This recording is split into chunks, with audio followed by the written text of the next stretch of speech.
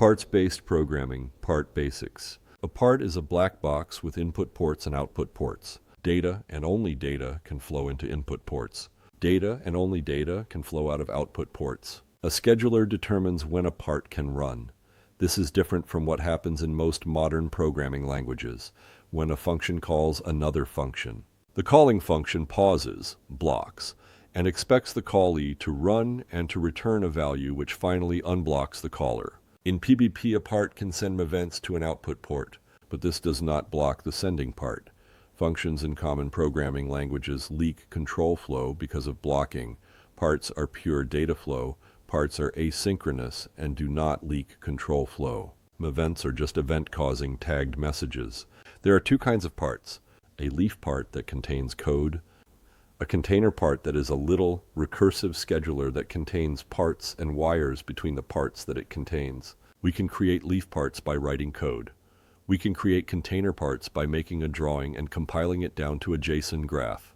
Currently, I use Drawio to make drawings and a small program called das2JSON to compile container parts to JSON. Currently, I use languages like Python to create leaf parts, and I use a custom language that compiles to Python to create the PBP kernel and stock leaf parts. I created a custom language for the kernel because it was easy to do using OhmJS and T2T, and because it allows me to avoid writing Python code explicitly. The custom language compiles to several other languages, so the kernel is portable.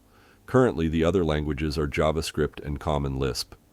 I haven't tweaked the custom language to omit other languages, but I expect this to be a fairly straightforward task, needing only a few hours for someone who is already familiar with the target languages. Currently, I use a makefile and/or a shell script to make a system by bundling up the leaf parts, the kernel, and the container parts.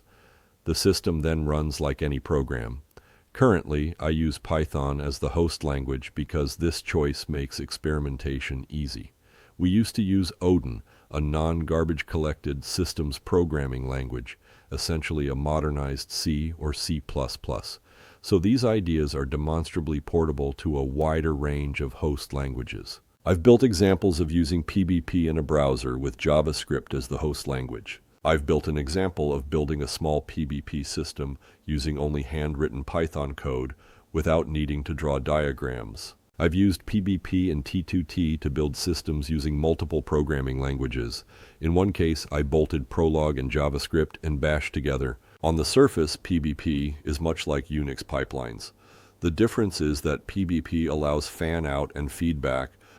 Feedback and recursion are two different things semantically, and in PBP, all parts are asynchronous by default, whereas one needs to use the ampersand operator in Bash to break implicit sequential behavior. On the surface, it might sound like PBP is more complicated to use because of default asynchrony, but I find that it is easier and less buggy to use PBP for many problems that aren't basically calculator-like. Naming conventions. The default input port has the empty string as its name.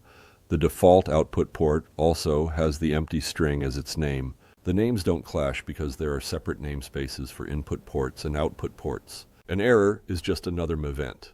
By convention, I use an extra port with names like Unicode, Ballot X, and Error for sending error mevents.